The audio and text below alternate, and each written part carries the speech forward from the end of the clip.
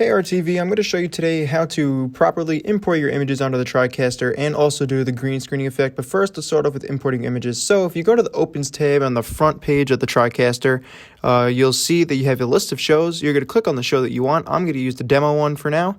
Normally you would hit Start Live Production, but if you're importing things for the first time, you're going to actually want to go to this Manage tab here and see. You can see you have a bunch of different things you can import. So we're going to hit Import Media right there, hit the Add button in the top left corner, and it's going to bring you to the computer screen. And this is where your hard drive would pop up, but I'm just going to use what's in the Documents folder on the computer itself. I'm going to use this baseball image, and I'm going to hit Open in the bottom right corner. And you see it has the title there, baseball.jpg, and that it's waiting. If you do not hit the import button, this will sit on the screen the entire time. So hit import, and just like that, our image is now in our session, and we can go back to the live tab and then start our session, and this will take a second to load up. Alright guys, now that our session is loaded up, I'm going to close this mix effects because we don't need it right now. But you can see in DDR1 and DDR2, my image that I imported in the loading screen is not there. And the way we're going to get there is by using these plus buttons in the bottom left-hand corners of DDR1 and DDR2. So I'm going to click the one in DDR1.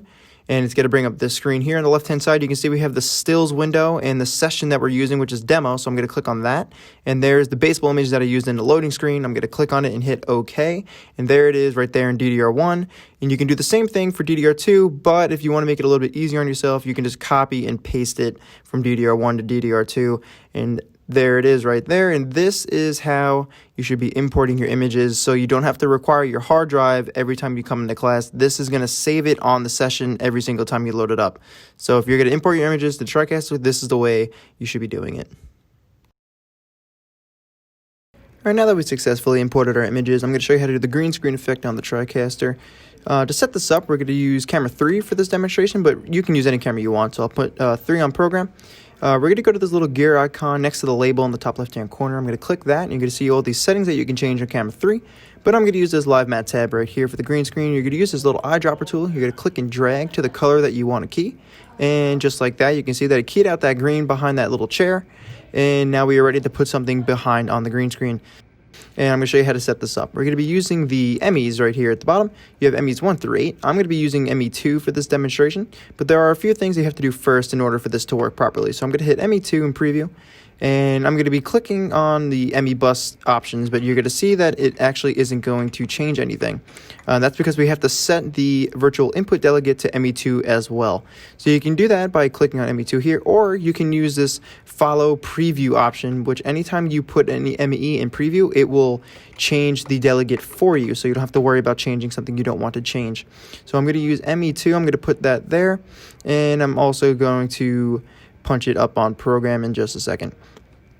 So we're going to be using the ME bus, and on MEA, I'm going to use camera 3. That is going to be the thing that we just keyed.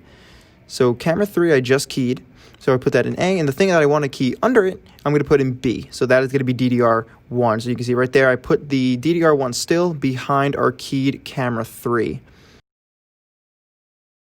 Alright, now I'm going to show you how to resize your image. This doesn't necessarily have to be with green screening, but just in general. So you can see here in the top right corner, I'm going to be using this delegate area here. So you have MEA, MEB, ME key, DSK1, and DSK2, and above that you have position and scale, rotate, crop, and reset.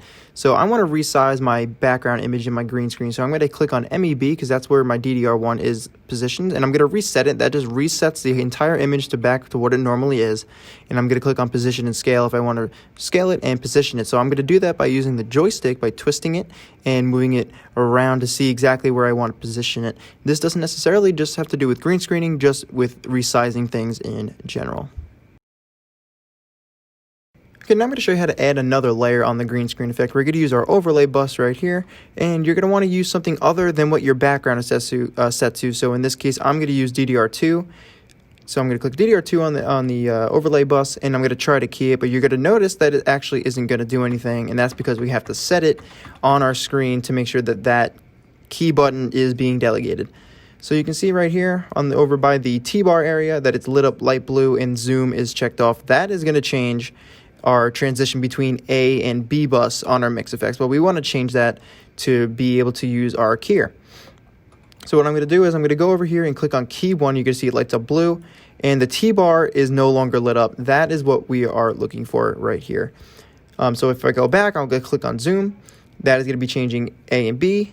And when I click on key 1, it is going to be changing our keyer. So now that I have that checked off, I can hide this mix effect thing and click on key, and you can see right there that it actually does key over our green screen, and that's what we want. So now I'm going to position and scale it just like I showed you before by using the delegate in the top right corner. So you got ME key there and ME key here, and I'm going to use the joystick and twist and position our over the shoulder box, and that is how you can add another layer to your green screen effect.